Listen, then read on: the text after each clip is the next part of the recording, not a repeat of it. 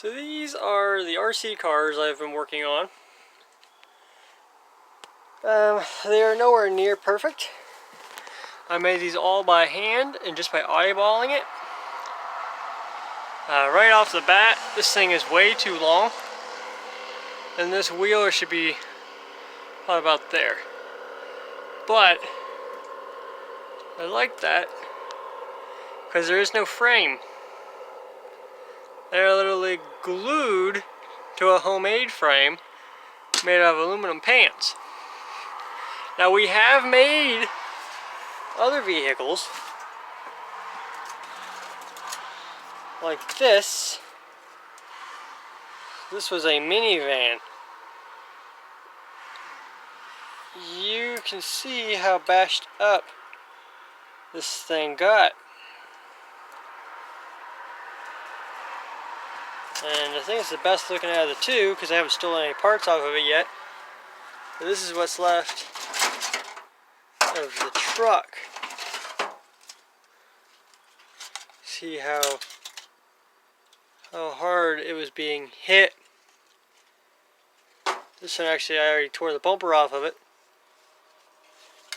But these did not have frames, which is why they're hollow in the bottom. They sat right on top of that and bolted down. This is the one I drove. See, I cut the door out and patched it, and it broke the door pads. Smashed in this whole side. I think the roof just got smashed down. Just been sitting out here in the shed. But those are the three we ran. We actually blew a rear end out of the one RC car. So now I'm making these. And the whole reason this is bent up so high is because when I put it on, this was touching the tire. So I just bent that all the way up. And I have 14 gauge 9 wire for all thread popping up through the trunk, holding it together. And that's what's holding my hood down. I just got that at Tractor Supply. And the cage material are these round parts all the way around the pan. I cut them all off and I use them for cage material. They actually work really good. Of course, we haven't got a chance to try them on that. But we put them on here in the minivan for side-to-side bars, and I think we are on our third derby before they finally started to bend. I think there's 5 derbies on these things.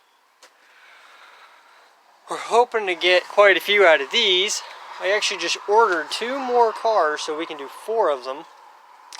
I'm going to bash these up and see how well they last to see if I need to bother go ahead and building more cars up to these rules, or if I should build gut and go kind of rules, which you'll see here. It's just filled with cage material the whole way through there. I have bars X there,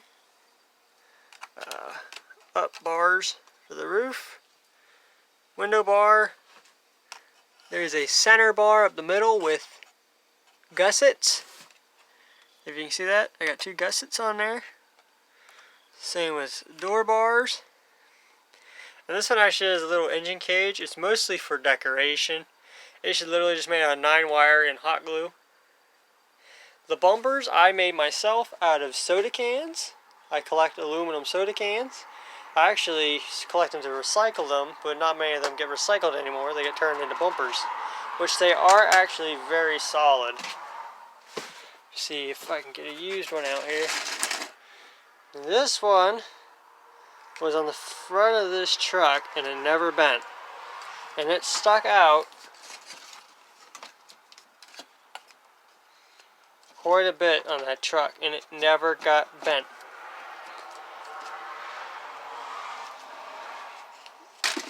Now the one that was on this truck, I actually put on this one. You can see it's pretty dented up, pretty banged. And same with the rear bumper. Take the rear bumper off and put it on here. This bumper is pretty clean looking. It is split when I bent it. You can see the green. I think this one was a Sprite can. And some kind of organic sparkle water can my mother drinks. So, and then the paint, I just used permanent marker and some white paint. He's supposed to be number 317, but the paint turned into 917. This one was all permanent marker. And the cage on this one, you can see, when this was bent straight out, this bar went straight down, no bend. But when I bent it up, I had to kink it, which I actually think that will help it in the end. Another up bar. Now my door bars come all the way back to here, but I don't have a middle bar, but I do have a gas tank protector that goes down and touches the floor. I don't know if that will help or not. This one actually has a floating gas tank protector. Right there. Which I don't think will get used because I don't think it can support the weight of the battery that long. I don't really want to break off the cage, especially since I'm not running this one, my brother is. This was supposed to be a round back wagon, but I just made it. I really think if I would have moved the wheels forward like another inch, it would have looked a lot better. This one was supposed to be a Crown Vic, believe it or not, and it, like, what year did I pick? Like a 1980s or something Crown Vic. I forget the year. I looked up on the internet, looked through them. I even made sure I had this window bar here, and you see the finished product. But this was my first one, so I don't think it turned out too bad. I did all the creasing with a nail. I literally just took the nail and just went back and forth, and I got this nice, come on, focus, this nice hammer finish. I don't know if you can see it in the bed. I did the same thing to the bed, the trunk, and domed it down, and I notched it in the rear, which you can see how bad my leaf spring setup is in this thing. It looks a lot better on this one. Not much better.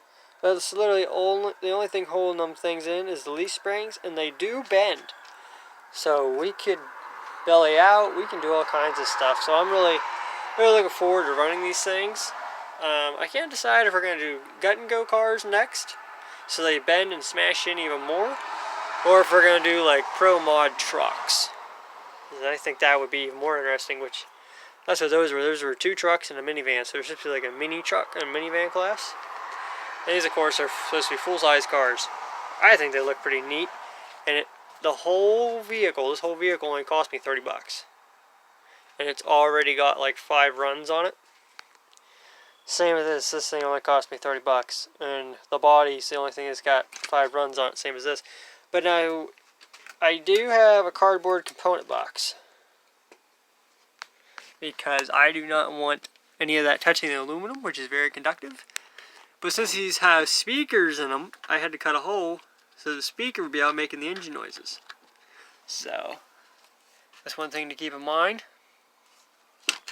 Oh, that's one thing I need to do to mine for the Derby today, is that wire's out of place. I need to put it somewhere safe so it doesn't rip it out of the circuit board, because then I'm just screwed. I can't use it. So I'm just going to zip tie it somehow up out of the way with a little zip tie I have. And we should be good to go.